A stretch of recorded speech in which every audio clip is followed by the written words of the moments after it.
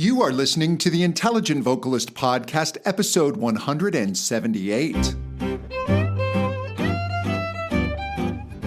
Welcome to the Intelligent Vocalist with John Henny. This is the podcast dedicated to help you be a smarter, better, more informed singer. And now, your host for the Intelligent Vocalist, John Henny. Hey there, this is John Henny. Welcome back to another episode of The Intelligent Vocalist. I do so appreciate you spending your precious listening time with me. Today, I am very happy to have on the podcast RAab Stevenson. RAab is a top celebrity voice teacher. He works with artists such as Justin Timberlake, Rihanna, Pharrell, and Dave Matthews. And what I really love about RAab is when you see RAab at a voice conference, he's not just there to lecture, which he often is because of his reputation within the industry, but he's also there to learn, and he will sit through the lectures of other presenters. And that's kind of rare in the celebrity voice teacher world. Very often you will see them come in, they will give their lecture, and then off they go. And RAab really sets himself apart in his desire to keep improving his craft, and is often a theme on this podcast when I've talked with people who work with professional singers, celebrity singers. Hard work is at the core of everything. These singers work incredibly hard. These artists work incredibly hard. And RAab works incredibly hard at his craft, as you will find out. So, had a wonderful time speaking with RAab, and I trust you will enjoy the interview as much as I did. So, I present to you RAab Stevenson. I am here with RAab Stevenson. RAab, welcome to the podcast. Fantastic, John Henny. Thank you for having me here. Man, it's great to have you here. I guess it took a pandemic for you to slow down long enough. Man, you know what, man? I got to tell you, I constantly refer to God as being my manager, and you got to be careful with what you ask for. I would always say, I'm so busy, and if I had time, I'll be able to do this. I'll be able to do some music on the side. I'll be able to execute this. And I was like, when I get a little time, I'll be able to do that. I'm like, God, I want to do these things, but I just need a little time to do it. And then, wham. He gave you extra time. I didn't ask for the pandemic, but my gosh, I got time, and I've been making use of it. You know what I'm saying? And even in these unfortunate circumstances, but trying to make the best out of it all. And thank you for having me. I'm very grateful. I've been watching you and studying you for a long time. You're truly a master at what you do, and I'm grateful to have studied and had several lessons with you. And I feel like what you're doing for the singing community is absolutely amazing. And I really appreciate that. People are going to have haters, in all facets of the industry or any industry. And a lot of times when I see people like that, they only just want to be where you are anyway. They really have no grounds to really stand on. And if they do, why are they taking time to really shoot down any other ideas or whatever based off of these are our experience. This is what God has given us. This is what God has given you as far as this platform. And you're using it to help people, versus hurting people, So those that are out there hating, they're in the business for the wrong reasons, I pay them no attention. I appreciate that. You must have seen my YouTube comments. I've seen a few. And for me, a lot of my inspiration comes off of, when I work with a client, I go in, I'll take a peek and see who's doing all the trash talking. Who are the ones that really have grounds to really stand on as far as what they're really talking about, if they have something to really back it up with. And why aren't they doing what I'm doing? You know what I'm saying? So you got people that do a lot of talking, and I like shutting their mouths. I like, ignoring them and then just letting my work speak for itself. That's what I like to stand for.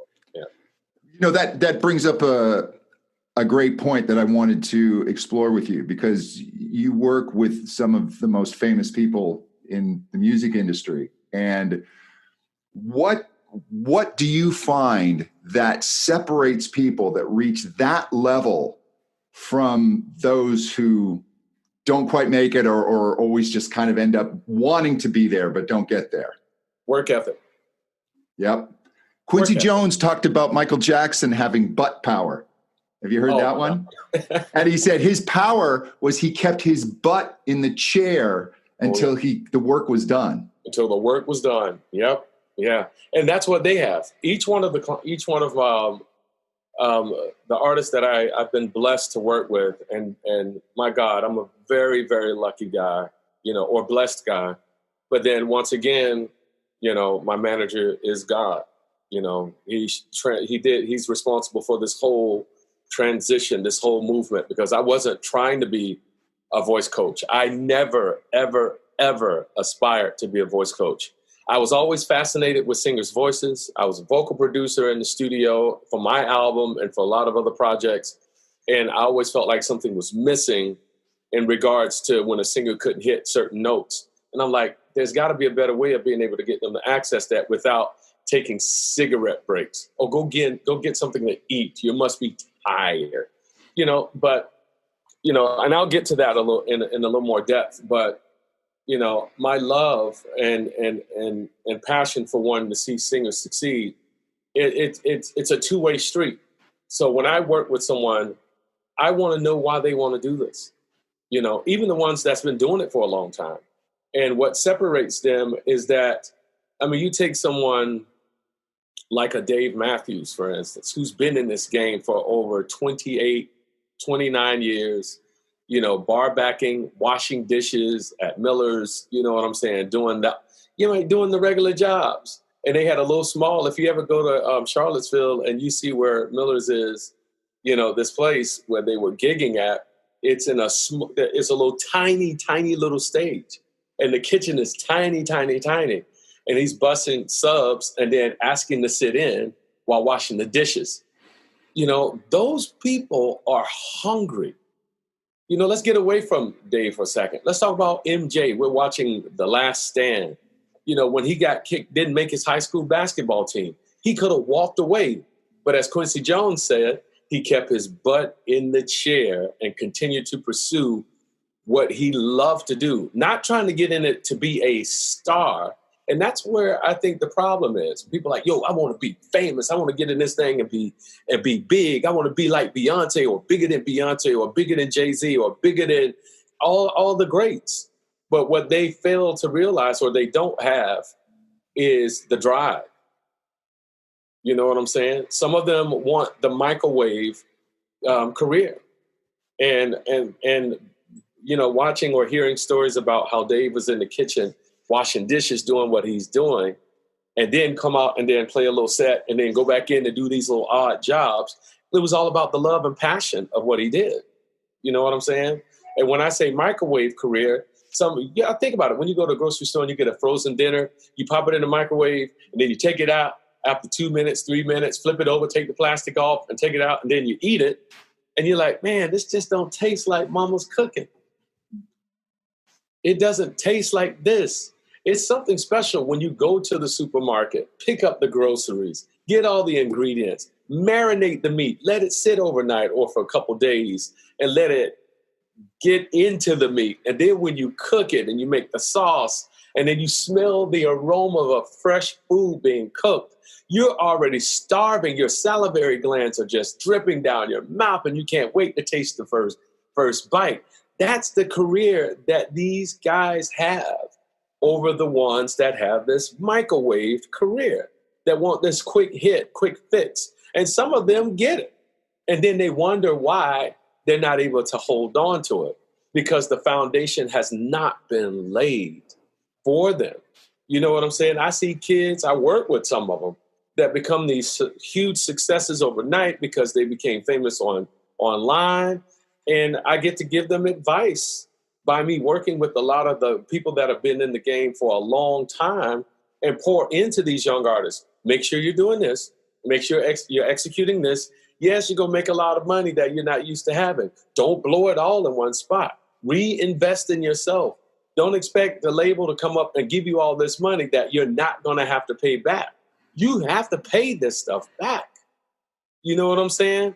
So my thing is, you want to create your brand, make sure you're doing the work instead of quickly passing it off to someone else to do the job for you. If you're doing that, yeah, you're not going to be in this thing for a long time. And you're going to be sitting in the corner trying to figure out why it's hard for you to get back in the game, or blaming people. Oh, they just hating on me.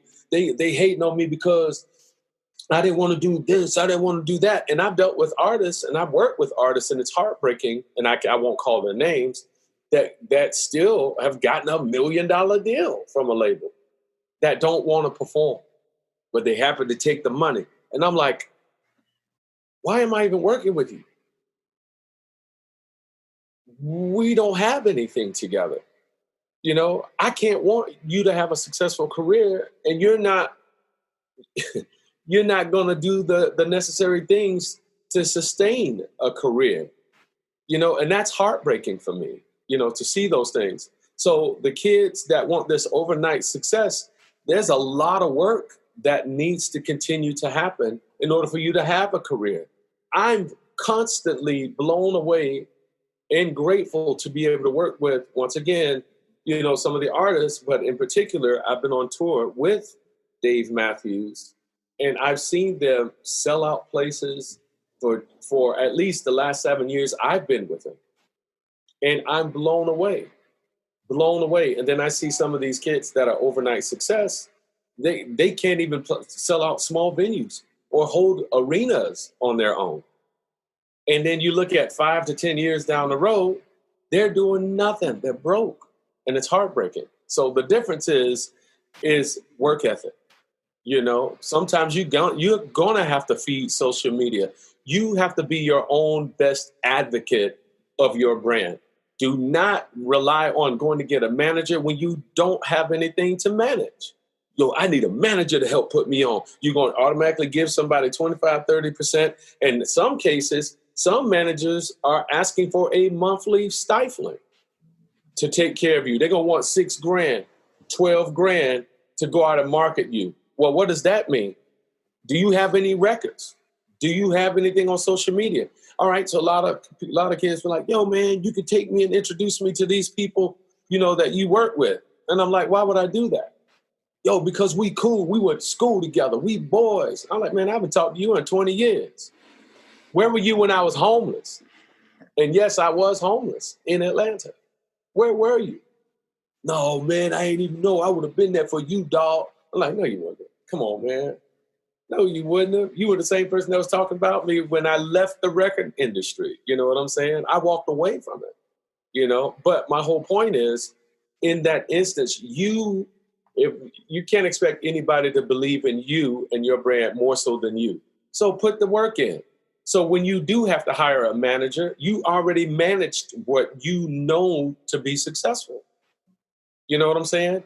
You know what works amongst your fan base because you put up the clips. You put up this. You see how many hits that this picture or this video or this cover you just did or this original that you just did, or you slipped and fell and hit your head and got 50,000 likes just off of that. You know what I'm saying? You know what works based off of your brand. You know what's funny. You know what's not. You know what draws people in. You know what pushes them away. So if you can't get it, why pay somebody to try and get to know you that don't know you? Do the work. People like Austin Mahone, people like Justin Bieber, people like Sean Kingston, you know what I'm saying? So there's a lot of artists that have put up videos that have become successful on their own. And then the labels, they see that immediately, Lil Nas X, and then they come in and like, yo, I want to do a deal with you. We'll get you this guy if you come and sign with us. You know what I'm saying? Well, you know, people come up with a lot of excuses, but if you're a hustler and you're trying to make moves, you'll make those moves. You will, because that kid was getting kicked out of his house or off the couch, you know, from his sister's house.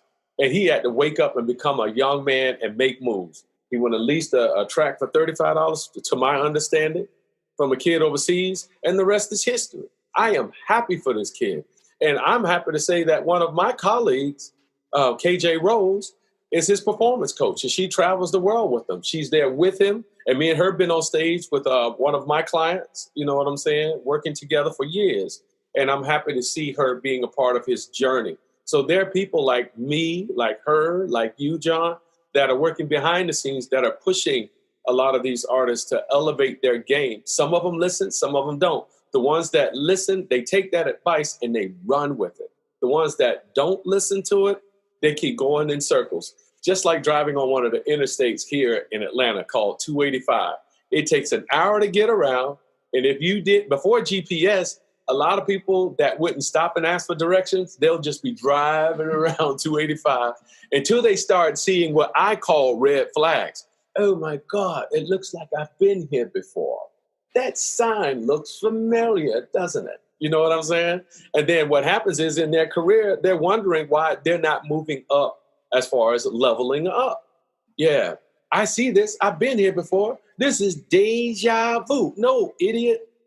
It's not deja vu. You just haven't learned your lesson in order to levitate or to move to the next level. You know what I'm saying? As far as your career is concerned. So there's a lot of things that separates the ones that are in this industry and are performing at a high level versus the ones that are still performing at the karaoke bars. Or I'm not saying doing karaoke is bad, but becoming a lounge singer. I'm not saying that becoming a lounge singer is bad, but some people just get stuck because they're in their own way. You know, oh yeah, well, this pays my bills right now, so I'm just going to keep it like this for a little while.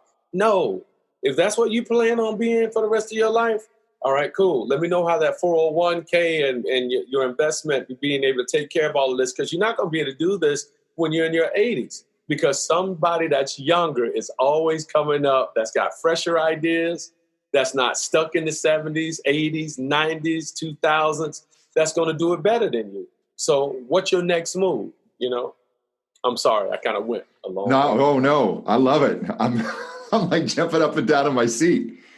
I love it. I want to have you talk about, because what I think really sets you apart and what I really admire about you is you're not just a vocal coach, vocal teacher working with all these people, but you've also been on tour as a lead background singer, vocal arranger, as you said, a vocal producer. So you really see the demands from so many different sides. Yeah. And I want you to talk a bit about the difference in approaching a studio performance versus a live performance. Well, all right. So from artists that sing in the studio, all right. So basically, there's two different types, and both of them need voice coaching. You know what I mean? Don't just get with a coach that sings really, really good, but don't really know what they're doing technically to help exercise your voice, help treat it, understanding the science behind it or the medical side of it. You know, so if you get sick, you know, stay away from this, stay away from that, or apply this. You know what I'm saying? Get somebody that's knowledgeable and somebody that really can sing, which helps. But just getting somebody that doesn't or hasn't hit the stage, I'm leery of coaches like that. Me personally, when I was an artist, I had a coach when I was an artist. Man, it was bad. He had a golden retriever that was really cute, but while I was in the lesson, the dog would be humping my leg, and he would be demonstrating vocal stuff to me, and he's out there horrible. I was like, why are y'all torturing me with this guy? Send me somewhere where I can learn from somebody that I can really be inspired by, for number one. But it was bad. It was a nightmare. But I kind of got off track with that. I'm so sorry. But when it comes to the studio, there's two different types of singing. You know, in the studio, it's unlike what it was like back in the 70s, 60s, and 50s, where artists had to sing through the whole song one take. That's all you got. And then sometimes it would take like 30, 40, 50 takes of the artist singing that song over and over from beginning to end. Those are the days of like Aretha Franklin, Ray Charles. My friend Terry or Terrell Santil, who's the percussionist for the group Rolls Royce that had the big hit, Car Wash. Oh, yeah. That's a great movie as well. You know what I'm saying? So he's still a mentor of mine in the industry, and I might get into his story and my connection later on. But he's still working in the industry, and he's in his 60s, possibly close to 70. He would never even tell me his age, but I know, he's been working since he was like 12 years old in clubs doing this thing. But as working in the studio, there's two types of singers, once again. In the studio, you can edit the vocals based on what we're having as far as technology today, and not even be in the studio. You can be in your home studio and cutting records, or in a hotel cutting records and stuff like that. And versus back in the day that I was just talking about with the bands, that I grew up listening to from yesteryear. So in that particular case, there's software, auto-tune, Melodyne, where you can edit the vocals. And I mean, I can sing the ABCs in a straight line and take it, chop it up, move it around, draw vibrato in it, how I like it to spin. I can change the formats, the harmonic. I can do all of that with software. The only thing the software can't do is add emotion to the vocal. That's it. That's what it's lacking. You know what I'm saying? But I can get close to drawing it out. So the thing is, what happens after you've recorded these songs in the studio? And now you got to go and perform live. That's where you're exposed as an artist. So if you're not training on the regular, and for most artists that come to me that are in the studio or the record company send them my way, it's either because they've heard some potential and they don't really know how to get it out. So they'll send them to someone like me or like you, John, or another coach, and say, okay, this person needs lessons.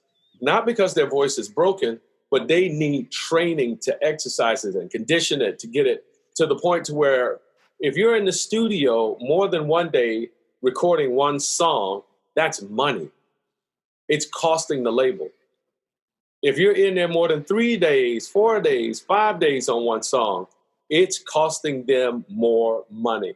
So when I get with them, or we get with them as coaches, we train them, condition their voice.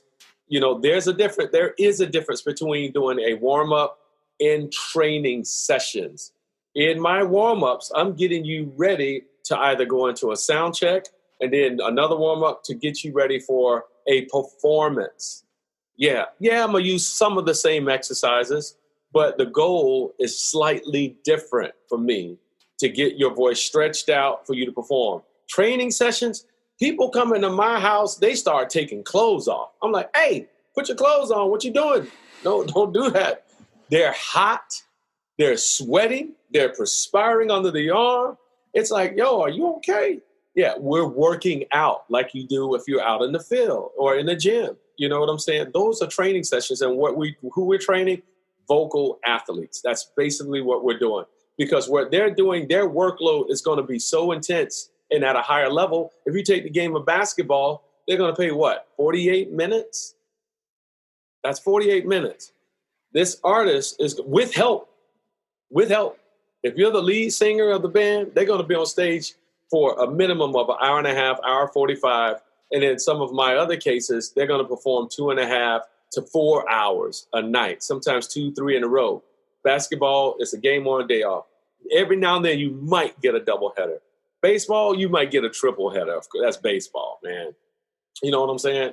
But in this particular case, you have to be in shape. So having a coach to sit between two of those different worlds, recording in the studio versus performing live, it's going to be beneficial to the artist every single time. So I've had artists that went from having to record a song that's already demoed, right?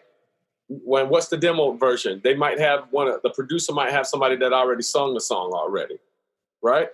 They may have sung the leads. They may have sung the backgrounds. So you would think it would be an easy task to have your singer or the artist come in, listen to all the tracks, and then they just re-record everything, blah, blah, blah, blah, blah, and re-record the vocal. But if the voice is not in shape, they're not going to be able to deliver the vocal. They might be able to sing it, but to deliver the vocal where you believe them when they sing, that's a whole different story. I want to believe that the artist believes or have lived what they have sung. You know what I'm saying? You know when you hear somebody singing, like, that's pretty cool. They were cute. They were nice. They had a really cool voice. They hit all the notes. but something was missing every single time. God, dog it, I don't know what it is. They got a cool voice. But then you close your eyes and then you hear like a voice of a Whitney Houston. You hear a Mahalia Jackson. You know what I'm saying? There's some amazing singers that when you close your eyes, you get goosebumps and then you're crying. Even though you've heard the song 100,000 times, it just takes you back to memory lane. So when you're coaching someone, they're able to deliver the message, which is ministry. They're able to deliver the vocal as the producer needed them to deliver. And it shouldn't take that long. So I have singers that have gone from doing 2 to 3 days on one song. And a lot of times it's because they couldn't get the vocal right, to where they're knocking out 2 to 3 songs a day in a session. Pull it up. They get in the character. They're already in the zone. They don't have to worry about if their voice could actually hit these notes. They already know. And a lot of times we're part of the process for that as well. They're like, okay, I'm singing this song in the studio. They'll play us a song. How many times have you had to deal with that, John? Think about it. They'll play us the song. I'm like, okay, cool. Here are the different areas of your voice. You sing an octave and a half higher than the highest note in this song. So let's go ahead and fix the middle. That's it. And a lot of times it goes back down to vowel modification in the majority of my cases, right? Yep. And once we modify those vowels, fix them, they're like, oh my gosh, that's too easy. Now, if you want to add a little grit or a little dirt on it stylistically, just simply open your mouth out just a little wider. And you can do that. As long as you have home base, you can bring it back in. And then we're cool. And they're like, oh my gosh, we knocked that song out, but we did 2 more. And then we celebrate. Now you've executed that in the studio and you're still training with a coach because, yes, you are a vocal athlete. It just depends if you're a sprinter or a marathon runner. Simple as that. Or cross country. Cross country meaning you're running, or triathlon. You're jumping, swimming, riding a horse. That means you're singing, playing instruments. You're doing choreography, hanging from the ceiling like Pink. You know what I mean? It just all depends, but you have to be in shape. Not only physically, but vocally to be able to handle that kind of workload. So if you're training on the regular, when it's time for tour prep, you don't have to go into a panic and immediately start moving songs around because you can't sing this song after that song. Or let's lower the key by 3 semitones, 4 semitones. Now the song don't even sound like the same song. You know what I mean? Those things become crazy at that particular point. It's like, no, if you train your voice, you sung those notes in the studio. They didn't take your vocal and then pitch the whole thing up, at least not in all cases, maybe a few here and there. You know what I'm saying? But that's still your voice. And here's you as a coach, you understand if they can execute it or not. I don't like dodging bullets. I like, okay, if these songs are sung in whatever key this is, there's chakras in our body that responds to those frequencies. You know what I'm saying? And absolutely. Based off of what you're saying, as far as the lyrics are concerned, it's going to make an even more impact in to your listeners. And that's what you ultimately want to do. Now, you take that note, and from my understanding, the piano was based around the chakras anyway. If you start at C, that's the root chakra that deals with a whole lot of different things in the body. I have not heard that. Yeah, look at it. Yeah, 7 chakras in the body: C, D, E, F, G, A, B. And B is the crown. Yeah. All right, that's a whole nother level. We have to do another podcast on all that. But I'm just saying.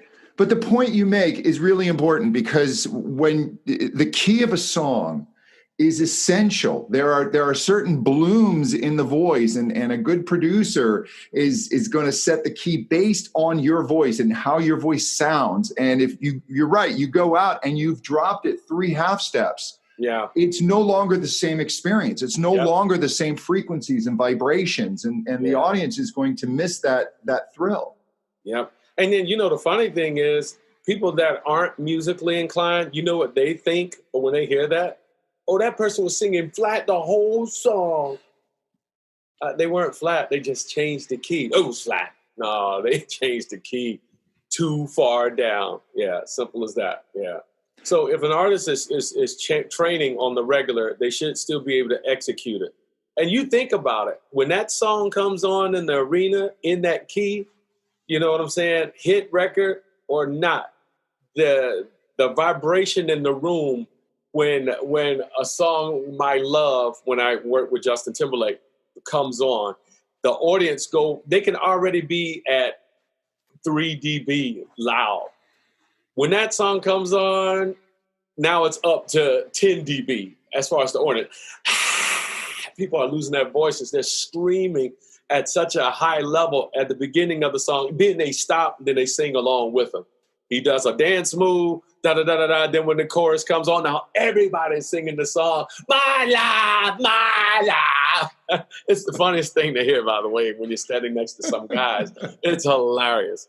But it's the frequency that affects all of that, you know, so it's extremely important. But once again, the two worlds of singing in the studio and singing live, you need a voice coach to help condition the artist to be able to do both. And the more the artist train, like right now during quarantine, I can't begin to tell you how many artists are recording right now. All of them are.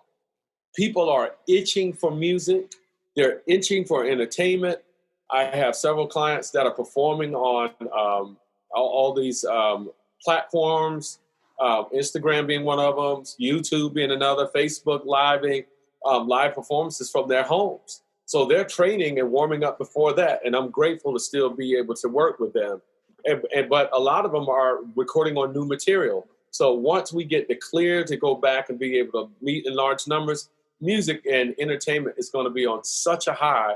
And I think we're going to hear some of the best music that we've heard in a long time. So a lot of them are constantly training and preparing for when that happens. Yeah. And some of them are releasing material as we go right now. So the other thing, as far as me being a coach and me having experience being a recording artist that did very well on an independent label, it could have been even bigger. But, you know, once again, it was an independent label. Simple as that. And we had a lot of success with that. And then I got frustrated, saw some things, walked away from the industry, came back, and started working with Timberlake.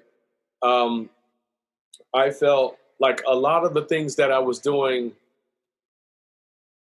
before my artistry, I was already writing songs in high school, writing little small poems, arranging vocals. And then I got with a group in Orlando where my mentor was a guy named Tyrone Wilson. His brother was Rod Wilson, who married Anita Wilson. They were background singers for Gloria Estefan. And Ty, I sang in a group with him, and he basically helped hone my songwriting skills.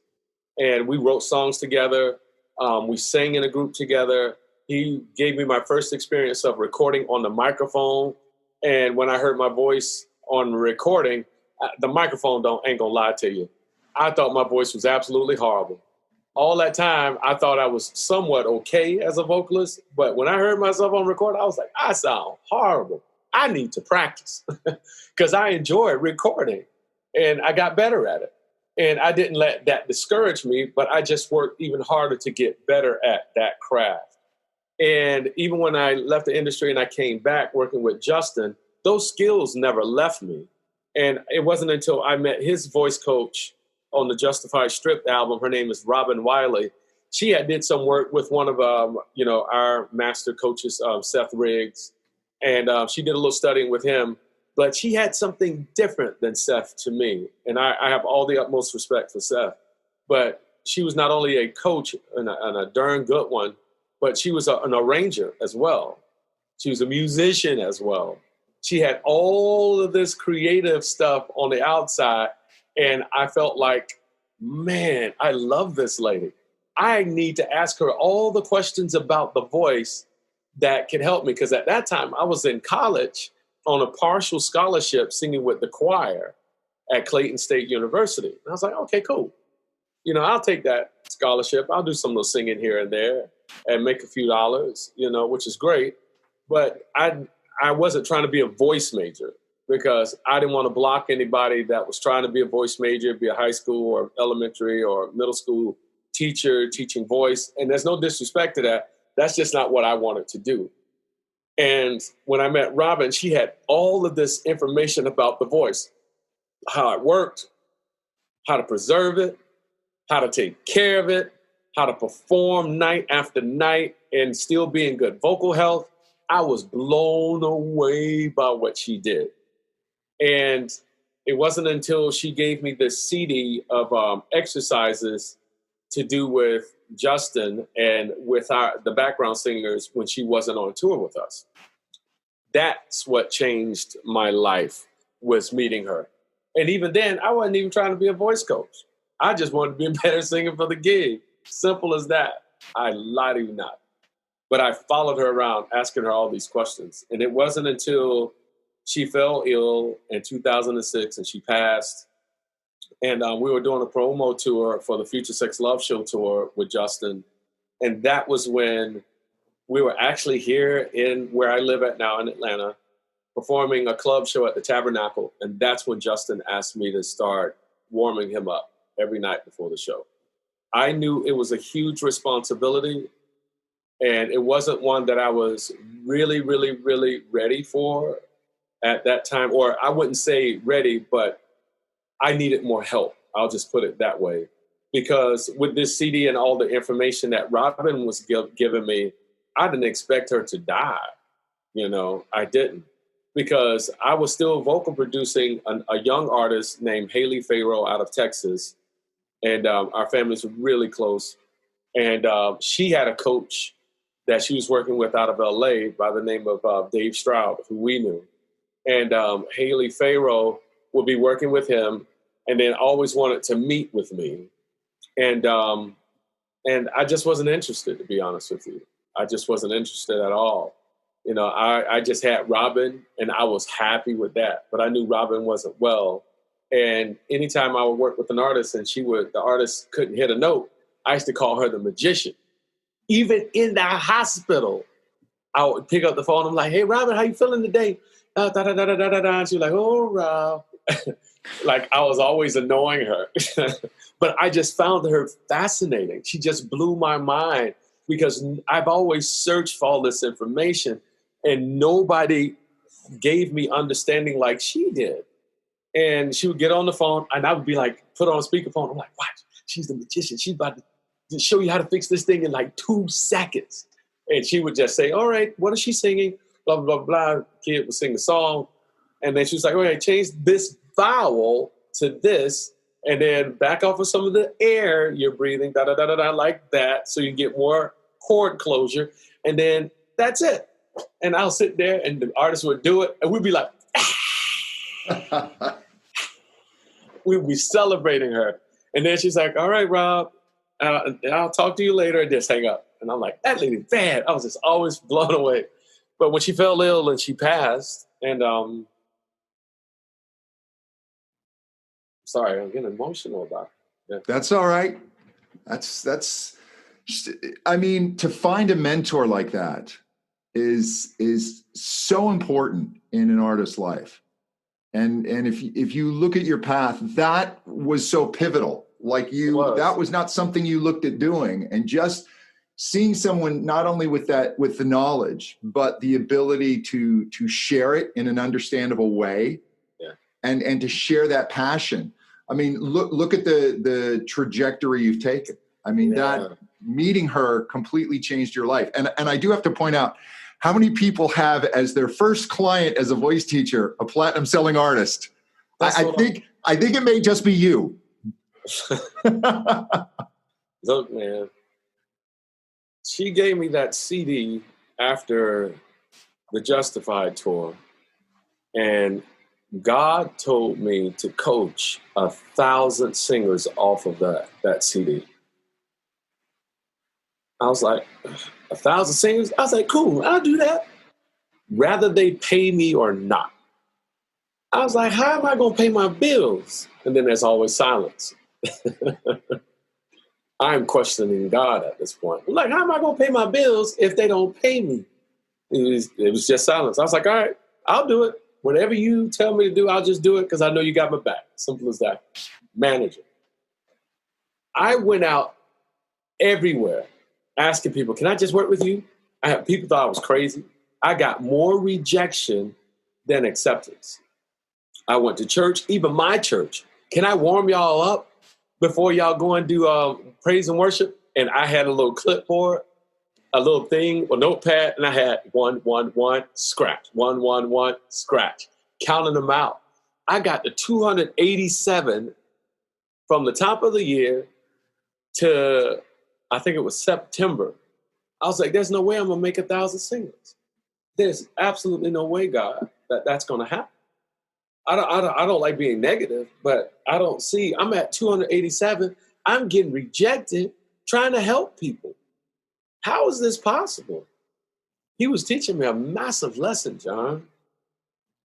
One day I was home after church, frustrated, and I was just hearing, you know how you can hear people outside. I don't care if the windows are closed or open, but if they're closed and you can hear laughter, I'm changing the channel. I just hear laughter, and I'm talking to God, just sitting in the house. I'm like, man, how am I going to get to 1,000 singers? You set me up to fail.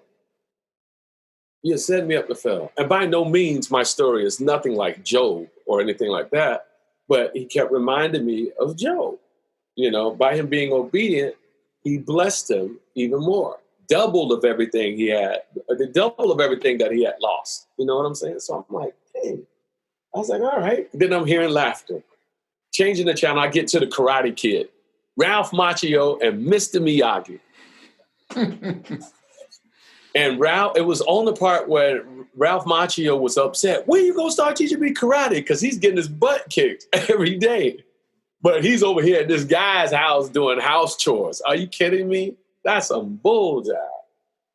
And I'm like, how am I going to make 1,000 singers? This is insane.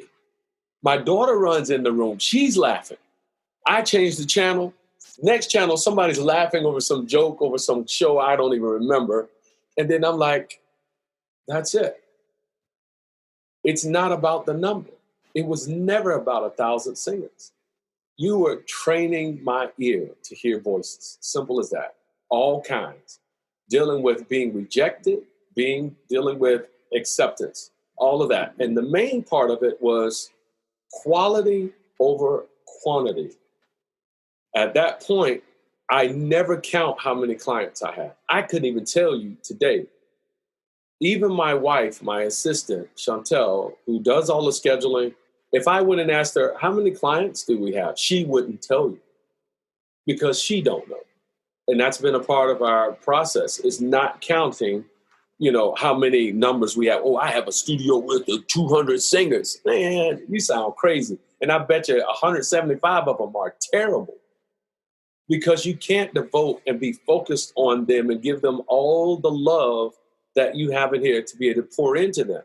You know, maybe 25, you know what I'm saying? But in that case, whoever's in front of me, I try and give them all of me while I'm in their presence and give them my absolute best and then try and bring out the absolute best in them. And when my time's up and it's time for me to leave, I leave. Knowing that I planted a seed for them to grow, for them to flourish, and that I left them thinking, like, dude, this dude didn't want nothing from me but to see me win. That's it. To see me grow. Yeah. Or I felt loved being in their presence. And that inspired them to be even greater. And more so than that, I brought God in the room. That's it.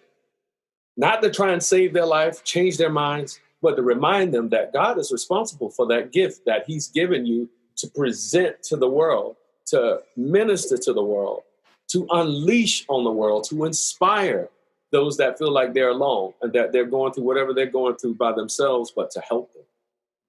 Simple as that. And once that happened, I moved all that out the way. I'm like, all right, cool. Who's next? Who's next? Bring it on. Bring it on. And the funny thing is a lot of the rejected, the ones that have rejected me, they're banging down the door. Man, you remember back 20 years ago when you offered me that free lesson and I didn't take it. I'm ready now. I'm like, man, go sit down somewhere. Oh, yeah. Oh, man. It's been wonderful speaking with you. I just want to let people know how they can get more information about you. We have a website that I'm terrible at having my internet guy update. Yeah, but it's Kimad Productions, KIMAD Productions.com. That's KIMAD Productions.com. You can follow me being silly on Instagram. It's not like a vocal coaching page, although I post some things about work, just to inspire people, simple as that. Never to show off, but to show people that really know who I am, that my intentions are always good, and celebrating the artists that I've been blessed to work with. And you can find me at RAab, that's ROBERT just like that, on Instagram.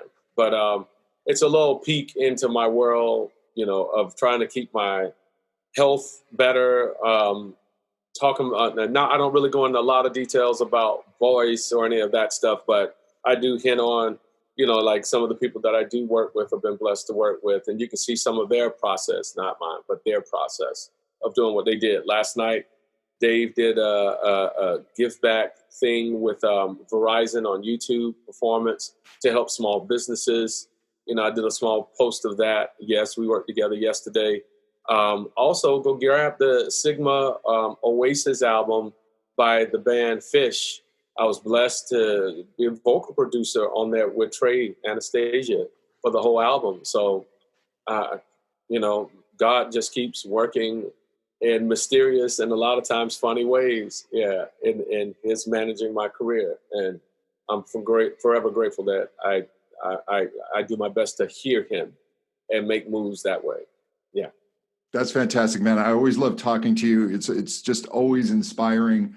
I love the way that you're always giving back to singers and giving information and just kind of showing people what's possible with their career and their lives and their passions. So thank you again, man. Yeah, and one thing for artists that are studying with coaches, take it seriously. If you're really trying to be in this industry, take your craft seriously. And what I mean by that is study with the coaches. Don't wait until a show shows up next week to try and get ready for it now. No, it's better to prepare now, so when the opportunity presents itself, you have no excuses when you go to do the gig or if it gets turned down. You know what I'm saying? Do the work now.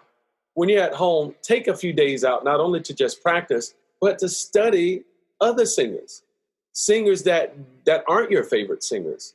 Go and look up some of the other successful singers in other genres, and by what we do, John, I'm not just an R&B or a gospel coach. I work with rock singers. I work with country artists. I work with Americana artists. I work with rap singers, and rap artists. I do it all, and actors. We do it all. So, my thing is what helps me be successful in that is that I study all types of music. I listen to it all. Yeah, so you'll find anything in my playlist. So as an artist, you should do the same. And right now with quarantine, don't come up with excuses. Find another reason, because if you've been praying for it, here's a chance to pick up a guitar. Find a coach. And if you don't have a coach, start out with some of these apps like Musician, Capo, Capo 3. Pull up some of that stuff and start practicing now. And then once you get to a point where I have some knowledge, I'm interested, let me go and get with an instructor who I like to call master instructors, or somebody that's been in the game for a long time that knows about this. Like you, John Henny, you're one of the master instructors who I respect. I'm not there yet. I have a lot to learn. You know what I'm saying? So I'm always studying and trying to find other things. And I think even when people start calling me that one day, I'm like, no, don't do that, because I haven't stopped evolving. I'm trying to get to that level. Yeah. But I'm really grateful for you. Yeah. And I honor you. Here. And that advice, you can't be too good. You can never be too good at what you do. Yes, sir. All right. We will talk soon. All right. You got it, brother. Thank you. Hey, if you want to know more about me, please visit my website, johnhenny.com. Be sure to sign up for my free vocal warm-ups course. Shows you how to warm up and work out with straws. Also, you can find information there if you're interested in learning to teach voice yourself and join this wonderful industry, or if you want to improve your skills in contemporary voice teaching. Just click on Teacher Training up in the menu and you can find out about my Contemporary Voice Teacher Academy. And until next time, to better singing. Thank you so much. Bye-bye.